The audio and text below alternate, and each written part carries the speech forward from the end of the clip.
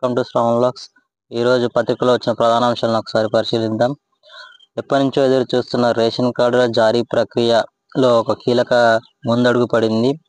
జనవరి 26న కొన్ని మండలాలుగా ఎంపిక చేసి ఒక్కొక్క గ్రామంలో రేషన్ కార్డులు మంజూరు చేశారు. తర్వాత కొత్త రేషన్ కార్డుల జారీ అనేది అయిపోయింది. మళ్ళీ కొత్త రేషన్ కార్డుల జారీని చేపట్టాలని రేవంత్ రెడ్డి అధికారులను ఆదేశించారు. ప్రస్తుతం ఎన్నికలున్న ఎమ్మెల్సీ ఎన్నికలున్న జిల్లాలను మినహాయించి ఎన్నికల కోడ్ లేని జిల్లాల్లో ఈ కొత్త రేషన్ కార్డులను జారీ చేయాలని ఆయన అధికారులకు ఆదేశాలు జారీ చేశారు. కరీంనగర్, ఆదిలాబాద్, నిజామాబాద్, ఖమ్మం, నల్గొండ, వరంగల్ ఈ జిల్లాల్లో ప్రస్తుతం ఎమ్మెల్సీ కోడ్ అమల్లో ఉంది.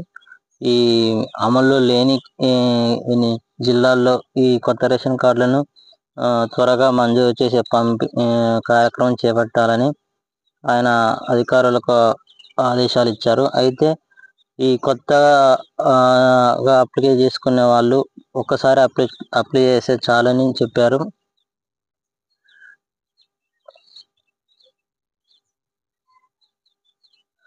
మరోవైపు ఏపీ చేస్తున్న నీళ్ల దోపిడీపై ముఖ్యమంత్రి రేవంత్ రెడ్డి జలదోపిడికి అడ్డుకట్ట వేయాలని నిర్ణయించారు. కేవలం టెలిమెట్రీతోనే ఈ నీళ్ల దోపిడీ అనేది అడ్డుకట్ట వేయొచ్చని ఆయన భావించారు.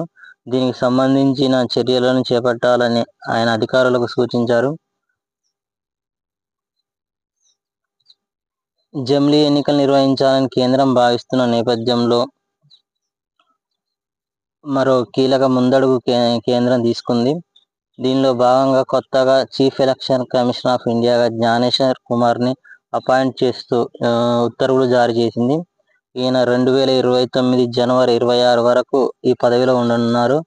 అంటే ఈయన టైంలోనే ఒకవేళ జమిలీ ఎన్నికల ప్రక్రియ కొలిక్కి వస్తే జ్ఞానేష్ కుమార్ ఆధ్వర్యంలోనే ఈ జమిలీ ఎన్నికలు అనేవి దేశంలో జరిగే అవకాశం ఉంది.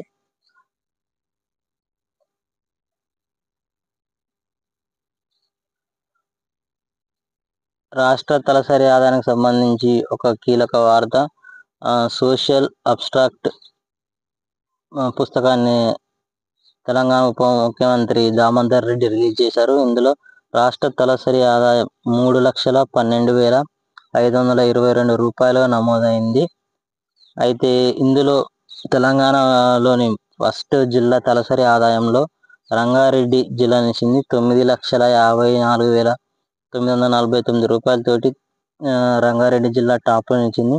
అయితే ఇక్కడ గమనించాల్సిన విషయం ఏంటంటే గత కొన్ని సంవత్సరాలుగా ఆర్థిక వృద్ధి రేట్లో దూసుకుపోతున్న తెలంగాణ ఇప్పుడు ప్రజెంట్ కొంతమేర ఆర్థిక వృద్ధి రేట్ అనేది తగ్గింది. ఈ సంవత్సరం తెలంగాణ వృద్ధి రేటు 12.6% నమోదైంది. అదే 2021-22లో అత్యధికంగా 19.19% వృద్ధి రేటు అయితే నమోదైంది. ఈ ఇసుకకు సంబంధించి త్వరలో ఇందిరమ్మ ఇండ్లు నిర్మాణం కానున్న నేపథ్యంలో ఈ ఇండ్లకే కాకుండా వేరే ఇతర అవసరాలకి ఇసుకని డోర్ డెలివరీ చేసేందుకు తెలంగాణ మినరల్ డెవలప్మెంట్ కార్పొరేషన్ ఒక ప్రత్యేక యాప్ను రూపొందించింది. దీని ద్వారా ఇసుకని ఆర్డర్ చేసుకున్న వారికి డైరెక్ట్ ఇసుకని డోర్ డెలివరీ చేయాలని టీజీఎండిసి ఏర్పాట్లు చేసింది. దీనికి సంబంధించి రేవంత్ రెడ్డి రివ్యూ నిర్వహించారు. ఈ ఇసుక అక్రమ రవాణాపై ఉక్కుపాదం మోపాలని ఆయన అధికారులకు సూచన చేశారు. దీనికి సంబంధించి ఇసుక రీచ్ల దగ్గర తనిఖీలు చేయాలని కలెక్టర్లకు, ఎస్పీలకి ఆయన మరోసారి సూచనలు చేశారు. తెలంగాణలో పెద్దగట్టు జాతర కొనసాగుతుంది. రెండు రోజుల జాతర ముగిసింది. రెండో రోజు చౌడమ్మ తల్లికి బోనాలు సమర్పించారు. ఈ జాతరకు ఇవాళ నేడు మూడో రోజు. దీంతో భక్తులు భారీగా తరలి వస్తున్నారు. దాదాపు మొత్తం ఈ 5 రోజుల జాతర పూర్తయ్యే సమయానికి 30 లక్షల మంది భక్తులు ఈ లింగమంతుల స్వామి జాతరకి హాజరు కానున్నట్టు తెలుస్తోంది. అక్రమ వలసదారులపై ఉక్కుపాదం మోపుతున్న ట్రంప్ సర్కార్ ఈ 3వ విమానాన్ని భారత్కు పంపింది. మొత్తం ఈ 3వ విమానంలో 112 మంది భారతీయులు అమృత్సర్ చేరారు. ఇందులో ఎక్కువగా గుజరాత్కు చెందిన వాళ్ళు ఉన్నారు, 108 మంది. తర్వాత హర్యానా, పంజాబీలు ఈ అక్రమ వలసదారుల జాబితాలో ఉన్నారు. ఇజ్రాయెల్ హమాస్ యుద్ధానికి ఇప్పటికీ మొదలై 500 రోజులు పూర్తయింది. 2023 అక్టోబర్ 7న ఈ యుద్ధం అనేది మొదలైంది. హమాస్ భీకర దాడి చేయడం వల్ల ఈ యుద్ధం అనేది స్టార్ట్ అయింది. పాలస్తీనా సపోర్ట్ హమాస్ ఉగ్రవాదులు ఈ యుద్ధానికి నాంది పలికారు. అయితే ఈ యుద్ధం ఇప్పటివరకు ఇంకా ఒక కొలిక్కి రాలేదు. ప్రస్తుతానికి కాల్పుల విరమణ ఇజ్రాయెల్ ప్రభుత్వానికి హమాస్ మిలిటెంట్ సంస్థకు మధ్య కాల్పుల విరమణ ఒప్పందం జరిగినప్పటికీ ఇంకా శాంతి చర్చలు అనేవి కొలిక్కి రాలేదు. ప్రస్తుతం హమాస్ చెరలో బందీలు ఇంకా ఇజ్రాయెల్ బందీలు 73 మంది ఉన్నారు.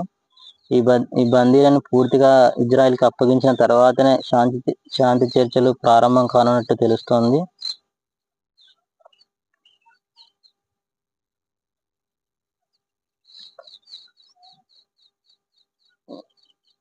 దేశంలోని అతిపెద్ద జీవిత బీమా సంస్థ అయిన ఎల్ఐసి తన వినియోగదారులకి మెరుగైన సేవలు అందించేందుకు ఇంకో యాప్ని అందుబాటులోకి తీసుకువచ్చింది. వన్ మ్యాన్ ఆఫీస్ అనే పేరుతో ఈ యాప్ని అనేది ఎల్ఐసి ప్రారంభించింది. దేశంలో న్యూక్లియర్ పవర్ కోసం NTPC national thermal power corporation రానున్న కొన్నేళ్లలో 5.40 లక్షల కోట్ల పెట్టుబడిని పెట్టాలని యోచిస్తున్నట్టు తెలుస్తోంది. అయితే ప్రధానంగా భారతదేశంలో థర్మల్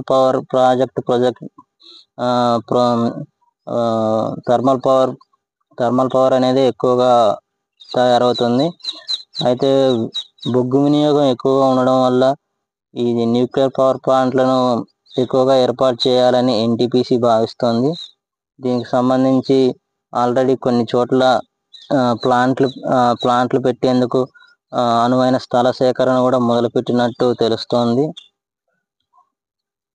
అయితే బ్యాంకులలో ఈ మధ్య డిపాజిట్లు తగ్గడంతో కేంద్రం కీలక నిర్ణయం తీసుకుంది.